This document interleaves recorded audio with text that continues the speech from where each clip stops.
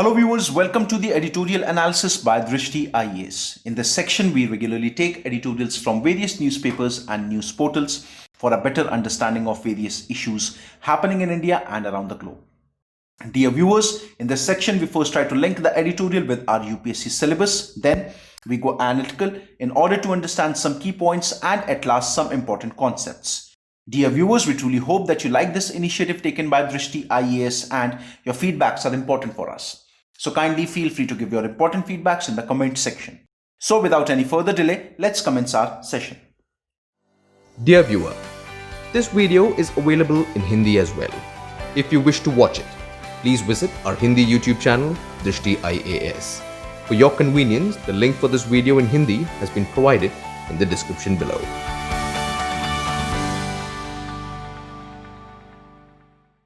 Today's editorial is taken from The Hindu, published on 29th of December 2020. The title of today's editorial is War and Words. If we try to summarize today's editorial, we can say that talks on Taliban's term will halt Afghanistan's slow progress towards peace and stability. If we try to link today's editorial with our UPSC syllabus, we can link it with GS Paper 2, which has sections that include polity, constitution, governance, and primarily with the segment that includes international relations. Some key points from today's editorial. With the Afghan government and the Taliban preparing to resume talks in Doha next week, one of the pressing problems Afghanistan is facing remains unaddressed: the surging violence. Like we all know that initially this year, in the beginning of this year, America and Taliban signed a peace process, which was known as the Doha Agreement. Later on in the month of September, the government of Afghanistan sent its delegation under the leadership of Abdullah to resume talks with Taliban. However, the talks are in process, but one of the biggest issues that is still unaddressed is the increasing violence in Afghanistan. The year 2020 can be said as one of the bloodiest year in Afghanistan's 19-year-old long conflict. It saw a United States-Taliban agreement in 2020 where the Americans promised to withdraw troops in return for the insurgents' assurance that they would not allow terrorist groups such as Al-Qaeda to operate from the Afghani soil. Now, when we speak about the agreement that was signed between United States and Taliban in the month of February, it's very clearly said that America promised Taliban that the American forces will withdraw from Afghanistan. However, only on one condition. That condition is if Taliban does not allow any terrorist organization like Al-Qaeda or anyone else to operate from the soil of Afghanistan. Now, the biggest thing that can be said with reference to this Doha agreement is that it actually shows that America right now is in some hurry. All it wants, its troops should be withdrawn from Afghanistan as soon as possible. Now, because of this agreement, it is Taliban who is actually making use or making complete benefit of the situation. Taliban is coming up regularly with very weird things and it wants commitment from both Afghanistan as well as America, such as the Talibans are regularly speaking about the prisoners swap. All the prisoners who are present in the Afghanistan's jail or the high secure facility of America in Afghanistan, the Taliban wants all the prisoners to be free. So, and America is continuously accepting all the demands that are being made by Taliban. So it definitely shows that America is in some or other kind of hurry. In September, the Afghan government and the Taliban began peace talks for the first time in Doha. But despite these diplomatic openings, both sides have continued their attacks. Though the talks are in progress, yet both sides are continuously fighting against each other in Afghanistan. In the quarter that ended on September 30th, violence surged by 50% according to the US Special Inspector General for Afghanistan Reconstruction. Afghanistan also saw increased targeted killings, especially of media professionals. Now, the quarter that ended on 30th of September, it was said that the violence has increased almost by 50% as compared to that of the previous year. And also, there is something which is quite surprising. There has been an increase of attack on the media personals. On 10th of December, Malala Maiwand was killed in Ghazni.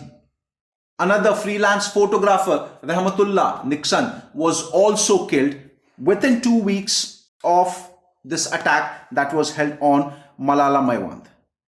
The Taliban, however, they have denied this role, but the government officials are saying that these attacks are carried out by those people who, after the political instability of 1990 in Afghanistan, took control of the government and completely shut down the TV media.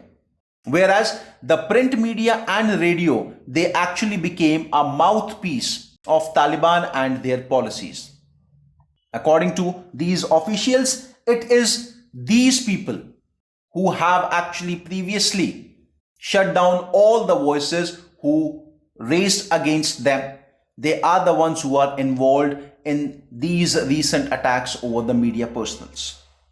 If we speak about the present scenario, the peace talks are a complicated process. Yes, amid such a situation, on one side, you are talking about peace process to begin, and on the other side, both the parties are fighting against each other. So what kind of peace process it is exactly? The US first cut a deal with Taliban and then arm twisted the government to join the talks. Now, like I have told you, America has got some special intention in this entire issue. The Afghanistani government, from the very beginning, they were not in a mood to hold any kind of talks unless there is a complete ceasefire. But it was the American government which actually pressurized Afghanistani government to start the talks with Taliban.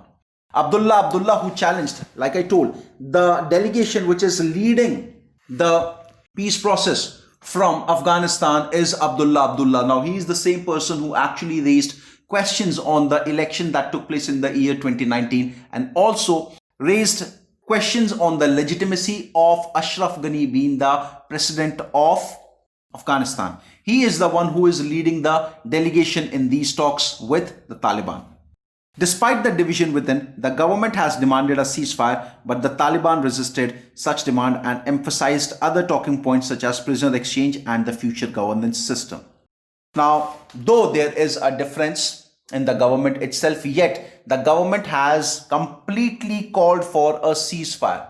The government has said that there has to be a complete ceasefire from the side of Taliban as well as from the Afghani government. Only then the peace process can begin. However, Taliban is not addressing the issue of ceasefire and is coming up with weird demands with reference to that of prisoner swap or how the governance system will work in future if both Taliban and Afghanistani government comes together. Now, again, we have a concern here.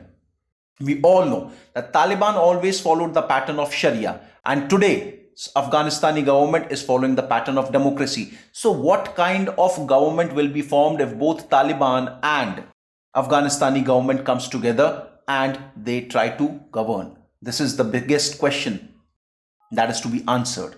As a result, violence continued even as both sides negotiated ways to end the war.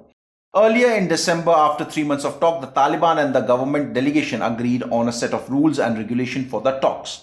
But a ceasefire is still elusive. See, after 3 months from the talks when began in the month of September, in December, there were several sets of rules and regulations that were discussed between both the parties, that how the future talks will go on. But even during this entire situation, the question of ceasefire is still unanswered.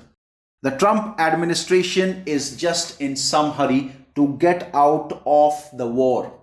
All it wants, all the Trump administration wants is they just want to leave Afghanistan as soon as possible. Now, if anything happens, then it's gonna be a very big problem for Afghanistan, because all the progress which they have made in the previous 19 years, once the NATO forces and the American forces leave Afghanistan, with the support of Pakistan, Taliban will definitely come up and will try to increase the terrorist activities which it had been doing in the past. We all know very clearly that though Pakistan does not support Taliban openly, but it is not something which is new that Taliban has got complete support from Pakistan. So the administration, especially the American administration, has to think that what exactly should be the right method to let these talks happen. The future ahead. The insurgents who control most of the countryside are already upbeat. The next American administration should carry out an honest review of the peace process and push the Taliban to make concessions. See, if we speak about the rural area of Afghanistan, it is still under the complete control of the Taliban. And the Taliban are quite jubilated with how the things are being progressed. So the biggest responsibility on the shoulder of the new American administration that will come under Joe Biden will be, first of all, to go for an honest review of the entire peace process. And also, they have to make sure that they are doing enough to push Taliban to come and make some concessions. Especially, the Talibans have to accept the ceasefire if they want the peace process to completely begin. The talks are vital to finding a lasting solution to the conflict. See, the only way through which this conflict can be resolved is talks. If talks are held properly, only then a proper solution will come and it will be beneficial for everyone, be it Afghanistan, be it America, be it Taliban. But it should not come on Taliban's terms and conditions. We do not have to follow the terms and conditions of a recognized terrorist organization. No one has to bow down in front of a terrorist organization.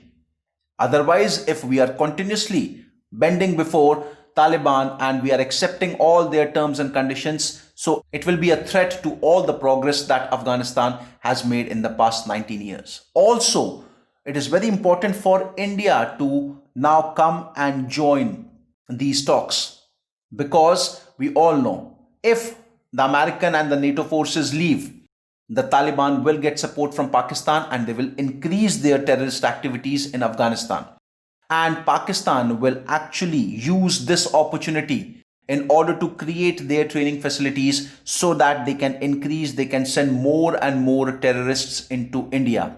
So it is high time that India should take care of this geopolitical region and should emerge as a big brother in order to help Afghanistan and make sure that the peace process with Taliban is going at the right direction and there is something substantial that is coming out of it. So viewers, this was with today's editorial. Now a question that can be framed with reference to today's analysis is, what is Doha Agreement and what will be its impact on Afghanistan and its people? So viewers, I hope you liked today's editorial analysis. Thank you very much.